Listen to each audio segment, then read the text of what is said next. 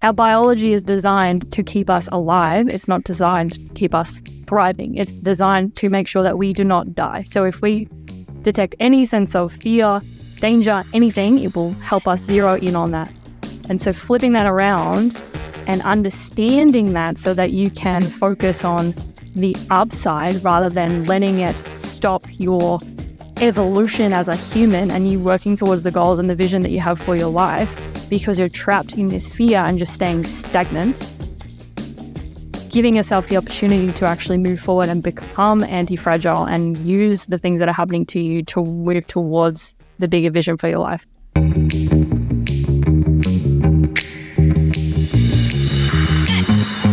Hello and welcome. You're listening to Dashdot Insider, the auditory epicenter for passionate property investors seeking a life of freedom, choice, and abundance. And on today's episode, we are going to be tackling just that. I'm joined by Gabi Billing. Hey, Gabi, how are you?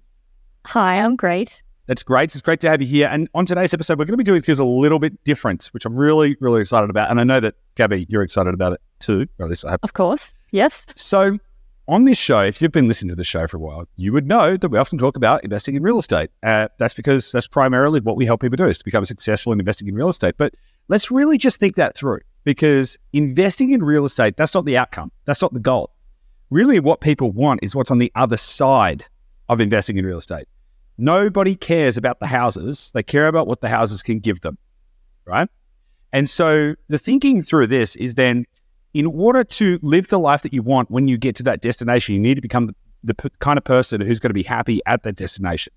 And so a lot of people spend a lot of their time focusing on progressing themselves financially, but don't necessarily take the time to consider how do they need to grow as an individual so that when they arrive, which, you know, if you're working with Dashdot, you will arrive, so that when you arrive, you get to a place where it's like you are the kind of person that is ready, willing, and able to embrace that lifestyle. Because I've heard lots of stories of people who become financially successful and just been absolutely miserable. And you don't want to do that. So in order to do that, we need to not just focus on, you know, financial prosperity, but we need to focus on personal development and emotional prosperity as well. So that's the preamble. Gabi, what do you think about that?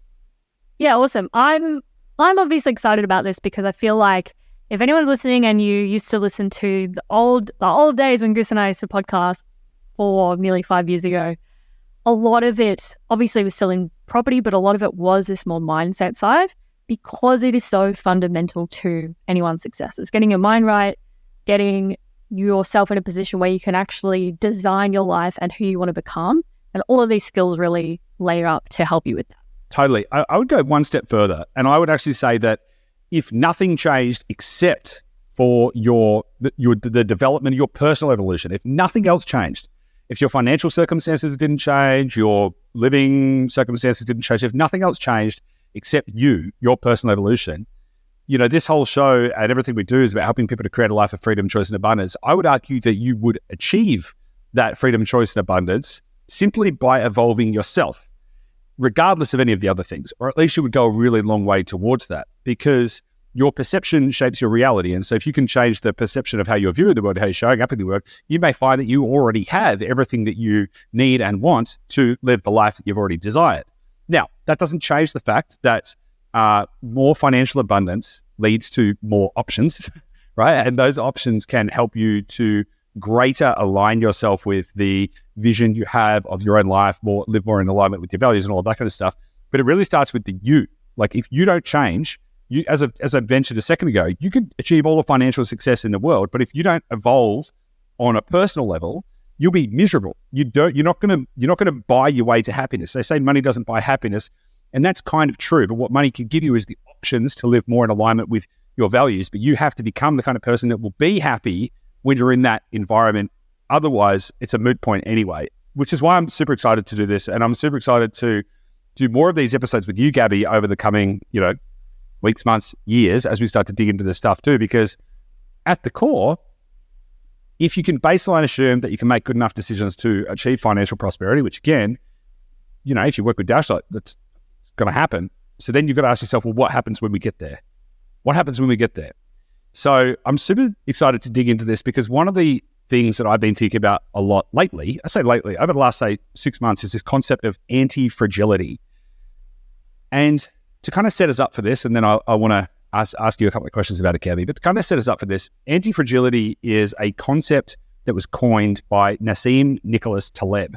Now, Nassim Nicholas Taleb, he's a economics and financial markets writer. He wrote a book called The Black Swan, also Fooled by Randomness, a whole bunch of other stuff. He's a really smart dude. A lot of the stuff he writes is around sort of economics and stuff like that. But in this book, Antifragility, he talked about systems that get stronger the more pressure they're put under. And it's a really interesting concept. Now, again, in his book, it was kind of more framed around economic systems and stuff like that. But to kind of get a little bit of color to that, if you think about a glass, like a wine glass, that's fragile. If you knock it off the table, it's going to smash.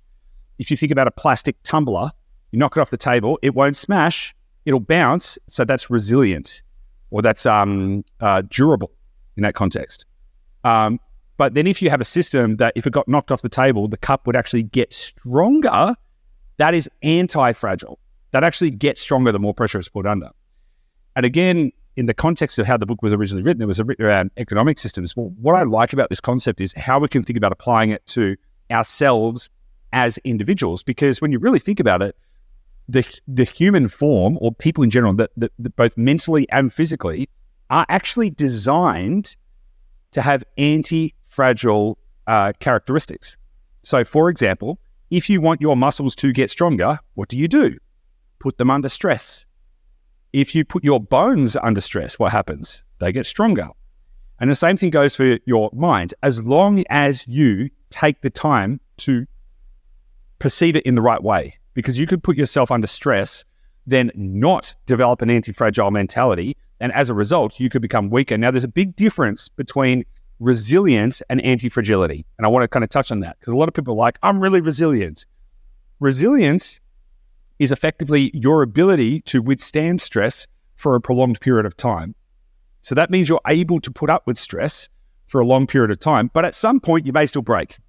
An anti-fragile system would actually get stronger the more stress that gets put on it, to a point that it becomes less breakable over time with that more stress, not just be able to put up with it. Does that kind of make sense? Do you think I've summed up the concept pretty well? Yeah, for sure. I think it's the image that comes to mind, and you made a good analogy with the cup coming off the table. It's kind of like if you fall onto a trampoline, you immediately bounce back up. If you have the ability to do that, that is amazing. And that is, in essence, resilience. But if you have the ability to, every time you fell, as you're bouncing back up, you are growing and getting stronger, and you can literally picture yourself developing bigger muscles as you're like bouncing back up the trampoline. That's in essence what antifragility is here. And I think that's really important, because a big part of it is, it's the mindset. It's the people hear about having a growth mindset and might think, how do you actually go about doing that and producing that? And I think this skill of antifragility, it works in harmony with having a growth mindset. And it's about knowing that through adversity, anything that comes your way, you are going to come out stronger in some way. Not sure how that's going to look, but knowing that whatever situation you are in, that is how it's going to happen for you. If you feel that confident in yourself, that in essence is the mindset. That in essence is a growth mindset. That's the mindset that you need to have in order to develop yourself as an anti-fragile human. Yeah, I love that. The thing is as well, like, this isn't just purely conceptual either. Like, this is kind of proven out in many ways.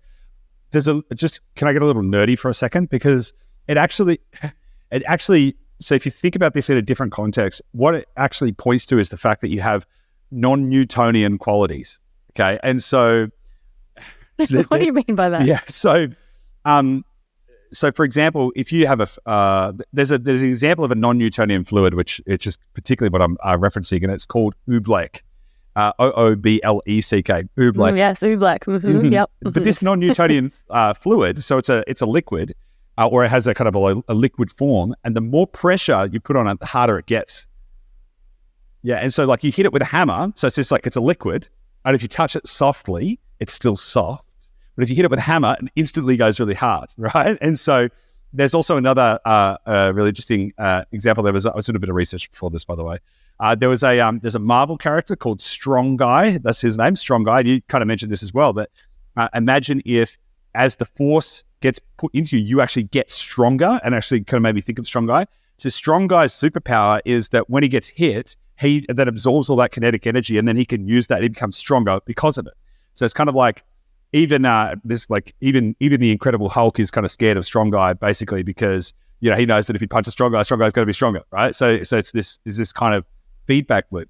And to your point, it becomes a really interesting growth mindset, because once you can get your head around that, and if you can accept and understand that you at a base level, you're enabled with the characteristics to be anti-fragile, then the responsibility is on you to then nurture that. Because if you don't nurture that, you can become fragile. So for example, just on a physical level, if you don't put your bones under stress, i.e. lift weights, run, do any of these kind of things, guess what happens? Your bones get weaker. And so as you get older, you're more likely to experience osteoporosis. If you don't put your muscles under stress, even if you don't want to become a super bodybuilder, if you don't put your muscles under stress, guess what happens? They eventually get weaker, you have muscle atrophy, then you're not able to take care of yourself. And so there's a system where left unattended, it does get weaker. However, if you choose consciously to apply stress, it gets stronger. And the same thing goes for your mindset as well. And so if you choose comfort over discomfort continuously, then what is going to happen is you will become weaker and effectively more fragile. However, if you choose discomfort, if you choose to seek out situations that make you uncomfortable, then you are far more likely to become stronger and also grow. Because on the other side of every discomfort is growth. That's specifically what happens. Every time you experience discomfort, you grow. And so I heard, I'm going to butcher this completely, but I heard someone say something like, aging is just a retreat to comfort, basically, so that you continuously over time choose comfort over discomfort. And as a result, you age faster because your body gets weaker, your mind gets weaker, and all of that kind of stuff. And so you see the 70, 80, 90-year-olds that are fit and strong and all of that kind of stuff, well, they've continuously chosen discomfort. And so doing this is that kind of growth mindset, because you're putting yourself into a situation where you're going to specifically choose to put yourself out of your comfort zone. And as a result, physically, mentally, emotionally, spiritually, you will become a stronger individual. Yeah. I think it's, that's awesome. That makes sense. I think there's also the concept of growth through chaos. And we all at some point, if not all of us every day, go through chaotic situations or scenarios in life, our business, work, family stuff. There's some level of chaos that we're all going to come across. And if you can have this mindset of how is this going to make me a stronger person? How am I going to come out of this stronger because of this? Not in spite of this, but because of this. And I'm using the force that I've experienced in this situation, and I'm going to use it to fuel me and make me stronger. That's really what we're talking about here. And, I think, through the pandemic years, a lot of people went through a lot of chaos, a lot of stress. Some people have come out strong, feel more confident in themselves. Other people less so. And it's those choices of, how am I going to approach this? How am I going to use this? How am I going to come out the other side stronger? And it's that mindset of just growth through chaos. How do I come out better because of this? What that leads to, by the way, is an overall more optimistic worldview. Yeah, absolutely. So there's this there's a clip by Jocko Willink. I had come across it again yesterday, but it's a pretty famous clip of his where he talks about, there's a scenario when he was in the army, and it's the whole kind of thing is basically your mission got cancelled, good. You didn't get the promotion, good. Your wife left you, good. You didn't get the whatever, good. Everything is just good, right? And he tells a story about how, that applied in his kind of military context. And I think that as a baseline assessment of your circumstances is a fantastic position to be in. Because if you can view every scenario that you're experiencing as baseline good, right? So what that means is when things are going good, you're like, this is good. Then when things, in inverted commas, go bad, you say, if you can get to a place where your first response is good, because you can see that through that, good things are going to happen. Either that is going to lead you on a path to the ultimate destination that you were supposed to arrive at, maybe not the one you thought you were going to arrive at, or this is going to make me stronger, right? So therefore, good. That means that there's basically no scenario in your life that can happen that you would then retreat to a place of like, woe is me, why is this happening to me, all of that kind of stuff. And what that does is that sets you up for significantly greater emotional resilience. So a lot of people, bringing this back to the context of investing as well, a lot of people in investing, they have a fear. Oh, what if I make the wrong decision? What if I buy a property and what if it goes down in value? What if the market crashes? What if the market crashes? Oh my God, what if I get tenants and they poo on the carpet or something? Like that's a common fear, by the way. I've heard once a week. Someone asks. Somebody's like, what if the tenants poo on the carpet? Anyway. But, we have a whole handbook for like, this is what you do. Step-by-step guide for tenant poo. Anti-poo. Okay. Anyway, so, by the way, if you haven't invested property, that's not a common problem, just so we're all on the same page. But maybe just our properties. but it's this fear that holds people back. Now, it's not just in investing, but it's in life. Fear holds people back. Fear causes people to either make decisions poorly or make no decision, which is in fact a decision in itself and is also poor.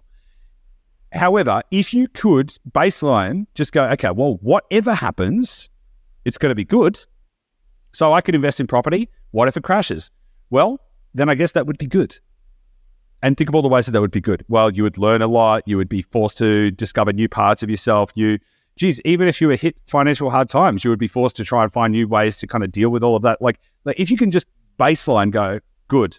Okay, even if the worst case scenario, good.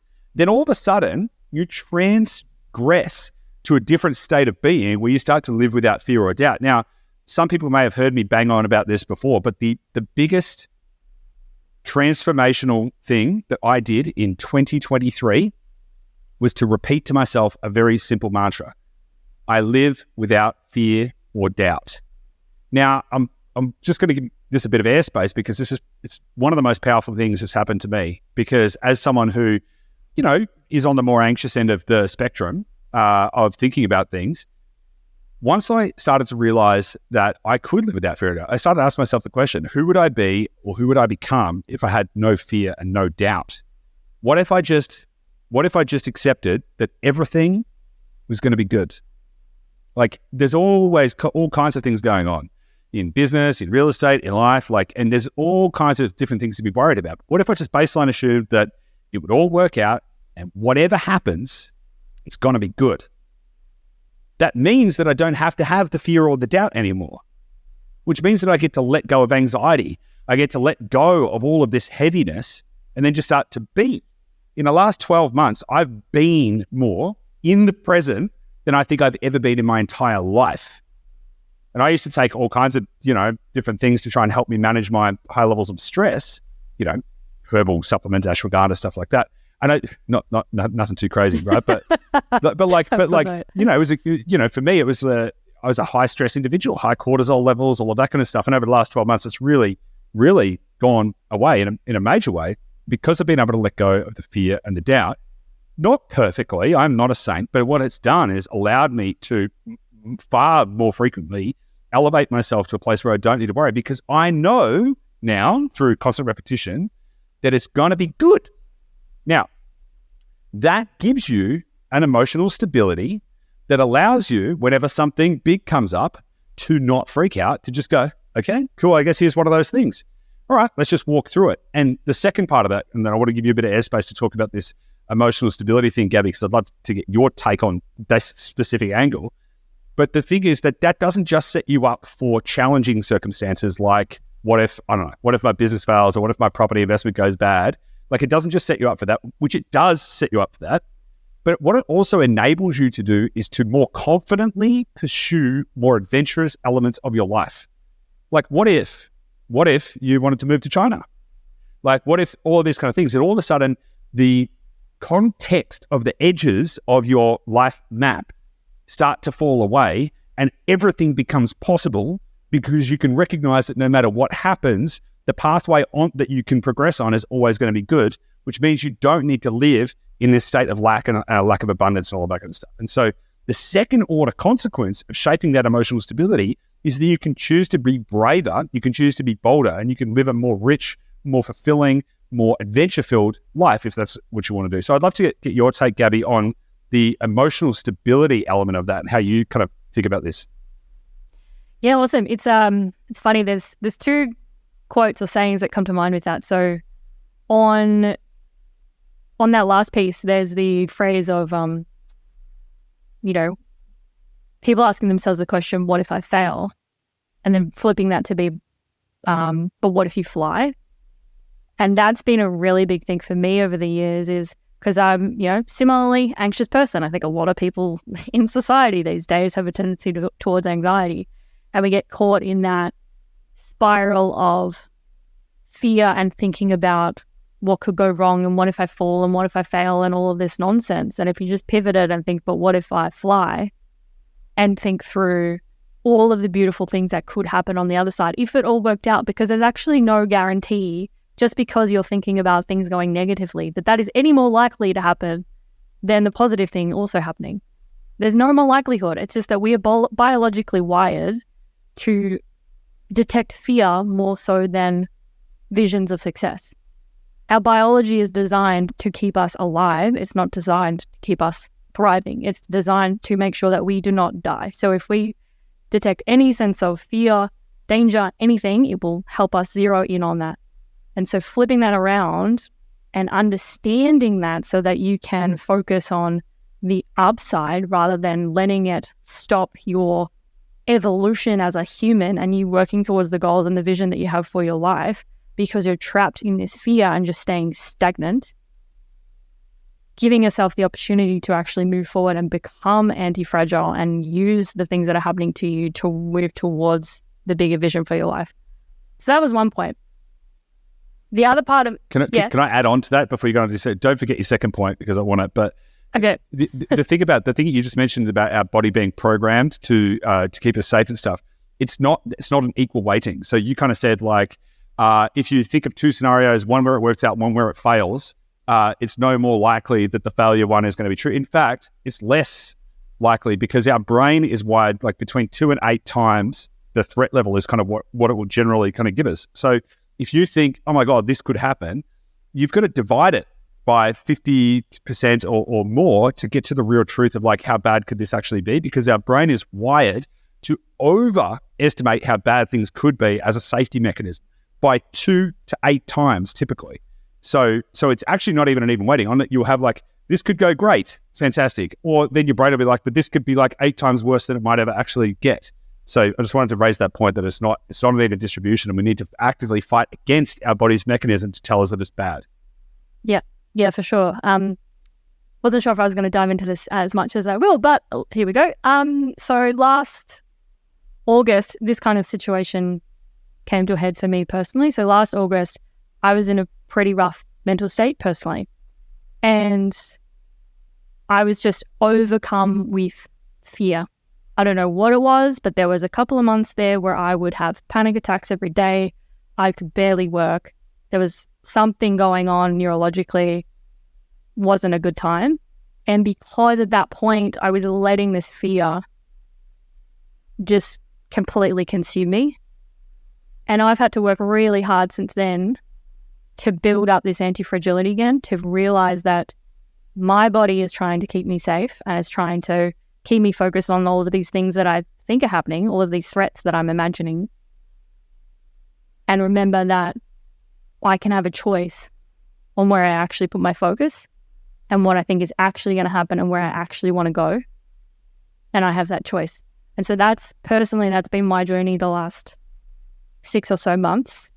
I'm in a much better headspace now personally. I think Goose, you can attest to that. And I actually think, and it's interesting thinking about the concept of antifragility, I actually think I'm probably in the best headspace that I've been in years now. And it's part of because I went through that. I went through that time really feeling like shit, really not knowing what the other side looked like, if there was another side. And I've come out of it and I've gone, you know what? That happened for a reason. And I can learn from that. And I feel much more positive and optimistic now than I've ever felt before. So I just wanted to share that because I think that's a relevant experience that I've gone through recently. I think that's awesome. Thanks so much for sharing that. I think that's really cool and very brave of you to share that as well. But, and it's also, it's really interesting, right? Because maybe you could talk to this a bit as well. I want to talk about the compound rate and the exponentiality of this, but I also want to talk about the fact that you've got to choose your way forward, right? So you're now in a position where you're choosing things that are outside your comfort zone. Do you want to kind of talk to that and kind of talk about that a little bit? Because I think it's useful in this context to, you're a real life example of it. So are you able to talk to that a little bit? Yeah, we'll use the current example, right? I'm currently learning to ride a manual motorbike. In Southeast Asia, by the way. In Southeast Asia, because we live in Southeast Asia where it's notoriously crazy on the roads and whatever. On face value, that would seem pretty scary. To be honest, it is pretty intimidating. I'm doing my best to show up and push through that. It doesn't always work. There's definitely enough avoiding it because it's scary as shit. It's scary. And it's, particularly as someone as a, perfectionist, I like to be able to do things well on the first go. And so I'm struggling a little bit, not coming out of the gate, just being really good at it. And that's layering into the avoidance of it, I guess. But I'm still going to do it. I'm still going to do it. I still see this vision of our life together, riding around the world on motorbikes. That's still who I want to be.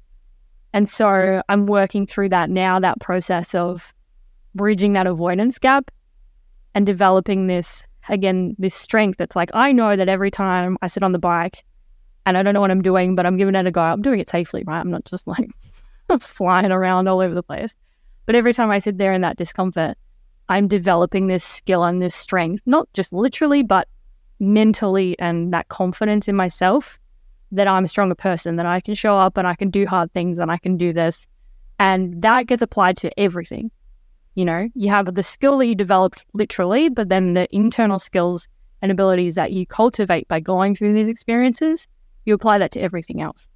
So that's just a little example of. So what I'd like to add to that though is you're continuously choosing to opt into it. So I multiple times, dear listener or viewer, I have multiple times said, "Hey Gabi, you know what? We don't need to do this." So we've got a vision that we want to do long distance travel on motorbikes, manual motorbikes.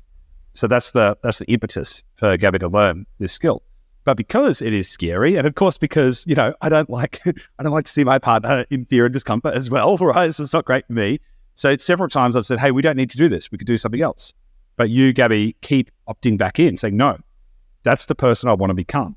So I'm going to continue to choose to do it, even though it is scary and all that kind of stuff." And then going back to when you were a little unwell last year, you were in a state where you were choosing to not. You were choosing aversion of discomfort.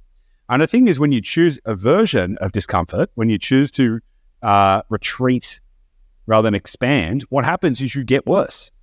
It's the same thing. It's if you feel depression, what's the worst? What do you want to do? What do you want to do when you've got depression is you want to lay in bed with the curtains closed and not speak to anyone. What's the worst thing you could do if you have depression? Lay in the bed with the curtains closed and not speak to anyone. So your programming is going to program you to seek out the thing that on the surface level gives you comfort, but on the macro will cause you catastrophic damage. And so both have a compound rate. And this is something I want to kind of talk about as well, because it's easy to go, yeah, okay, cool. If I do this hard thing, I will get that 1 unit of betterness better. That is true on a micro, but as you continue to do that, every time you take another step, you're taking a step up from a higher already established base. So we think about compound rates in investing. If your property grows by 7% a year, it's going to double in value in whatever it is, 10 years. Great. Because it's not 7% every year based on the base value, it's 7% on the 7% on the 7% on the 7%. And so the same thing happens as you, in the first instance, when you start on this anti-fragility journey to become the best, greatest version of yourself, you may dream whatever the biggest, greatest, best version of yourself is. Let's say it's some swashbuckling billionaire that's venturing away. Let's say Richard Branson. Let's just put Richard Branson, right? I want to be like Richard Branson. You might go, but I'm here and he's there. There's no way. There's no way. I can't do that. But then through small actions of continuously pushing yourself out of your comfort zone and becoming more and more anti-fragile, what will happen over time is you will compound into the person that you want to become much faster than you probably ever believed possible at the start. Now, at the start, when we started our journey from, even from before we started Dashdot, when we started on this journey of trying to create more freedom, choice, and abundance in our own lives, because of where we were, our worldview on what success looked like it's so fractional in compared to what even our life is today.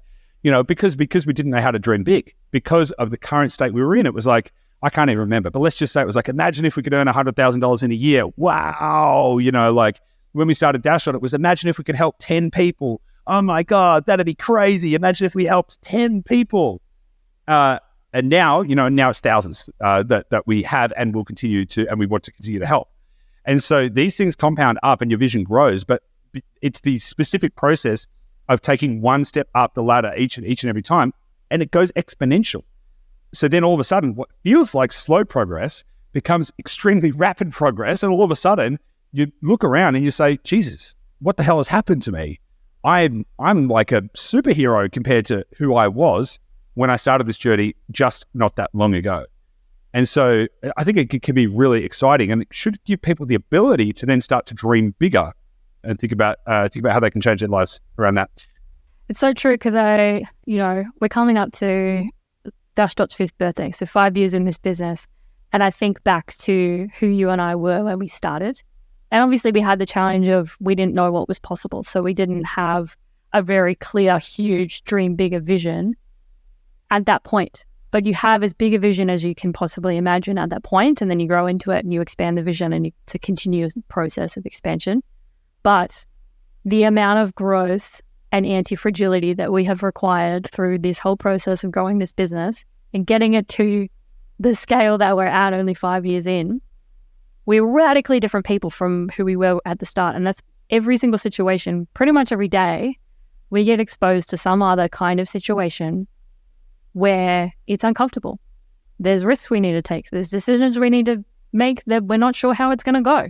There's things we need to do, problems we need to solve. There's all these situations that are that chaotic sense that I was talking about that fuel growth. And I think a big part of, Dashdot success, it's not just us, but like everyone in our team goes through this similarly. And I think it's a big part why our culture is as strong as it is. It's because we're encouraging everyone to go through this process independently as well.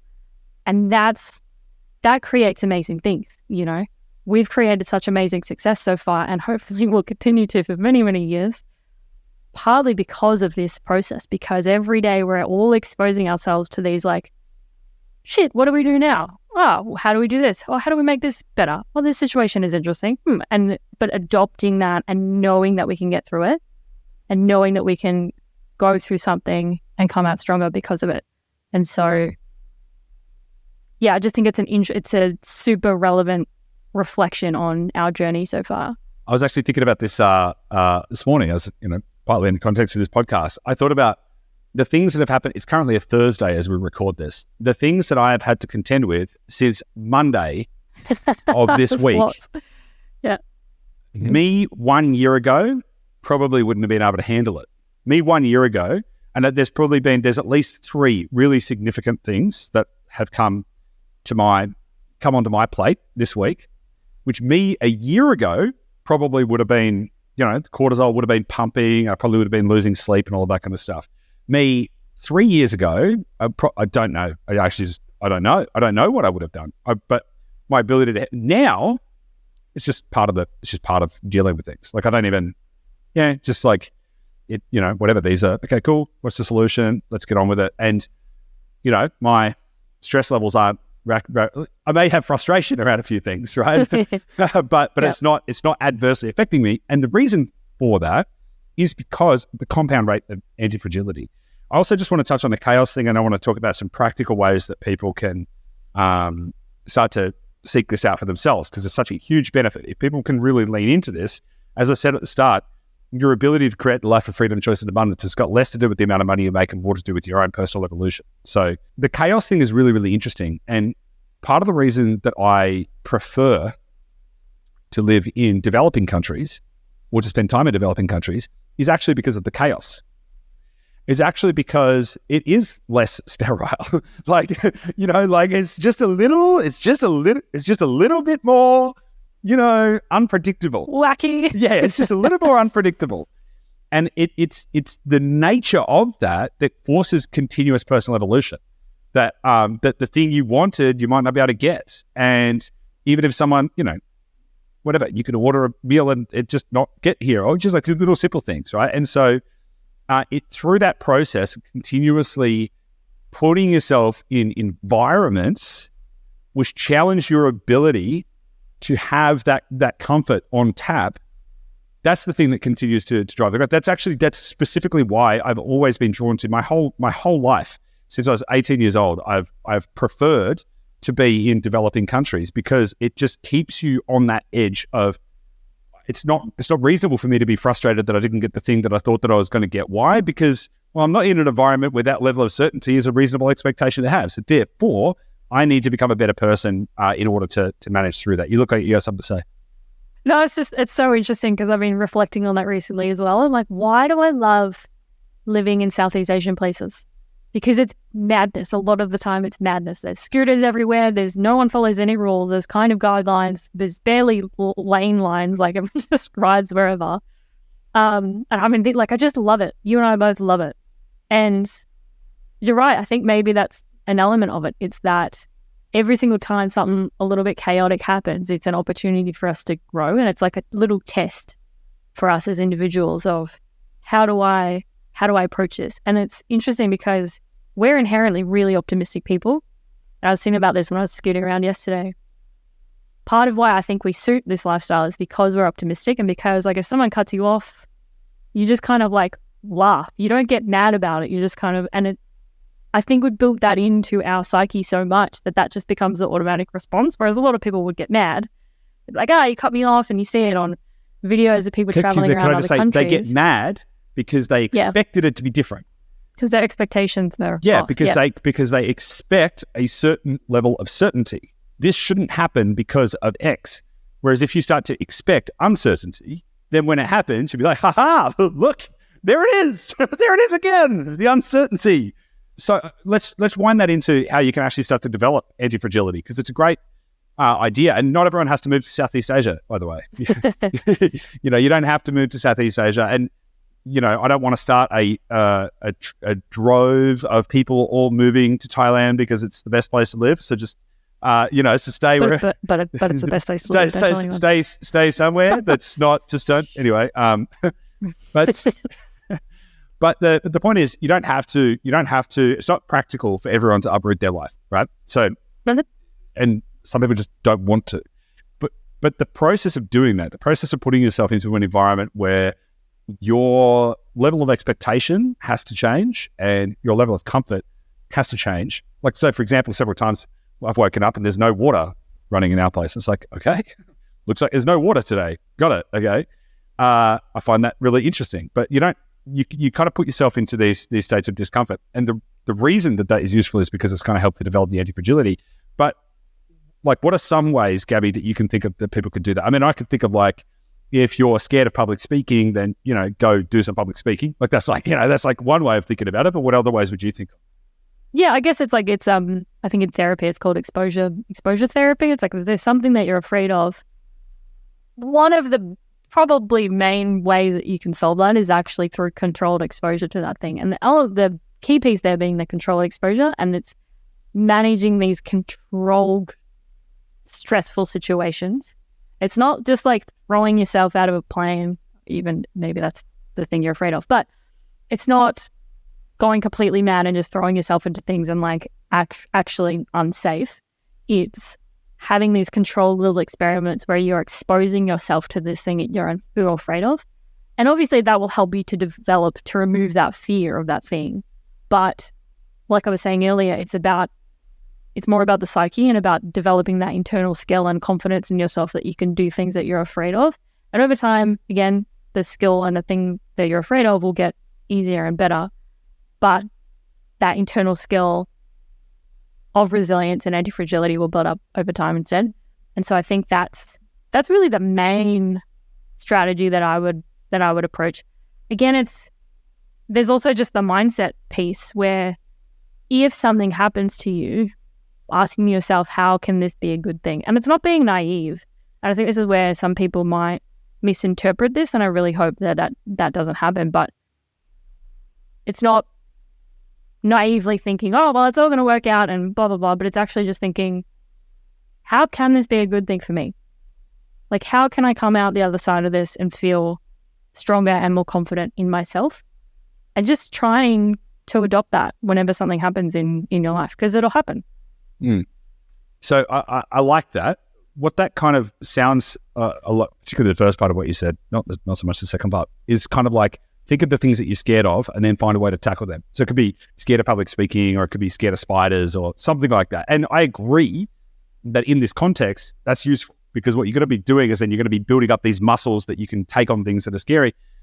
But also, in a different context, a lot of people have unrecognized fears.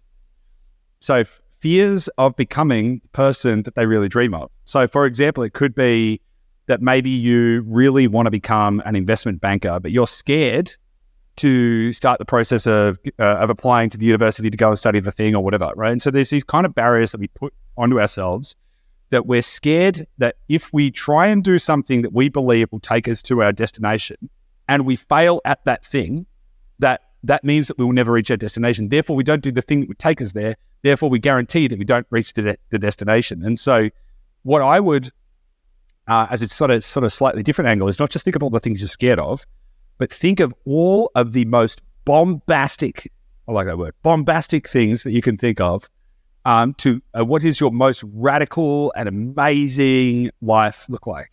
So, for example, I've recently started playing around with the idea of getting a pilot's license, which is crazy to me. Like flying a plane, like what the hell, but think of all of the craziest things that you might want in the absolute best version of yourself. I like to think of, anyone familiar with like The Most Interesting Man in the World, the Dos Equis kind of ads. It's like, what would the most interesting man in the world, what would he do? I want to start thinking about that kind of stuff. So think of the craziest things. It could be like, when you're thinking about the best version of yourself, like the future you that's just so enriched and so fulfilled. Maybe it's scuba diving, right? Maybe that's something that you do, that you travel the world scuba diving and diving with whales or something like that. So maybe that's something that you could then get to go lean into and go, okay, well, I don't know how to scuba dive, and it's going to make me uncomfortable to learn, and I'm going to be in an environment where I don't know, and it's kind of scary because it's new and all of this kind of stuff. So think about all of those things and then start to lean into it. What I like about that approach is it's not just strengthening you against your fears, which is good, but it's also compounding you towards your goals. It does both, because it's scary, it's stressful, it might be hard, you might have to make sacrifices, you might have to go through a lot of challenges, etc., to get to the thing, but then you'll start to compound up towards the life that you want. And so really thinking that through, because doing hard things just for the sake of doing hard things has merit.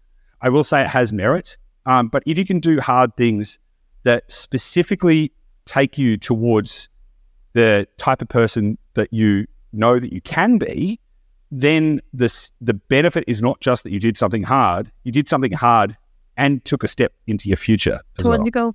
Yeah. Which I like. Yeah. Yeah. Can I just expand on that for a sec? Go for it. I just want to add some practicality in there, because I've gone through this exercise many times, right, where you create this bombastic vision of who you want to become and the vision for your life. And you might end up with 10 different things that, the future me can do that current me cannot currently do. So how do you prioritize those 10 things?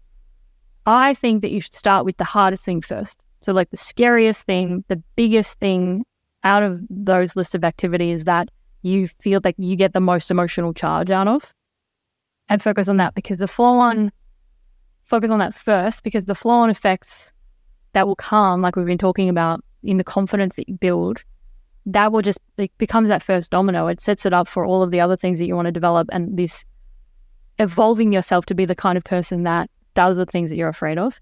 And so that, I just wanted to add that little bit of practicality in there, because we probably all got 20 different things that we all want to pile on, but how do you fit that in life, and how do you do that? What order do you do that in? So yeah, I think that's good. I think there's heaps. We could probably do a whole episode on how to manage your way to your ideal life as well. I want to just do a little kind of grammatical correction because I used the word bombastic because I felt like it was bombastic. This is the wrong word. So bombastically basically means like inflated, which is kind of like big and inflated, which was the kind of context. But it actually means inflated, but probably not true. Like a politician might be full of hot air. They'll have a bombastic rhetoric or something like that, where they'll talk about all this big shit that'll never happen and all that kind of stuff. So what I actually meant was the bombastic, the action, but actually the doing the stuff, right? So we just a little public service announcement there that I picked the wrong word. Sounded good though at the time. Oh, and I used it too. Yeah, I know. That's why I thought I'm just someone will call us out in the comments. They'll be like, "You idiots don't even know what bombastic means." And it's like, get a dictionary, guys. I did get the dictionary, and if you're about to type that, I just worked out that you're correct. But the most grandiose vision of your life is probably a better way to think about it that you can grow into. So, Gabi, do you think we've nailed this? I do. I think I like these topics, and I think you and I can speak about these for a long while. And I hope that it's coming across and you're getting some value from listening to it, because hopefully you can tell we're pretty passionate about trying to help you to develop as a human. And obviously talk a lot about property on this show, but as you said at the start, Goose, it's not so much about property in terms of life, it's about developing you as a human and helping you to achieve the ultimate vision of your life. And I think all of these conversations that we're hopefully going to have over the coming years and months are going to help to facilitate that. So, no, I think we did well. Love it. Well, on that note, let's leave it there. If you have found this episode useful and you're going to become more anti-fragile, and if you know someone else in your life who you think could do with becoming a little more anti-fragile too, why don't you share this episode with them? It would mean the world to us. It would also help us to grow our reach and our ability to impact more people just like you. So make sure you hit the subscribe button on whatever platform you're on, and make sure you hit the share button. Share this with somebody else that you like, and the like button. And of course, if you are listening or watching this on a platform that enables comments, why don't you leave us a little comment? Let us know what you think, and we'll get back to you on that as well. But until next time, stay awesome and stay powerful, and we'll see you soon.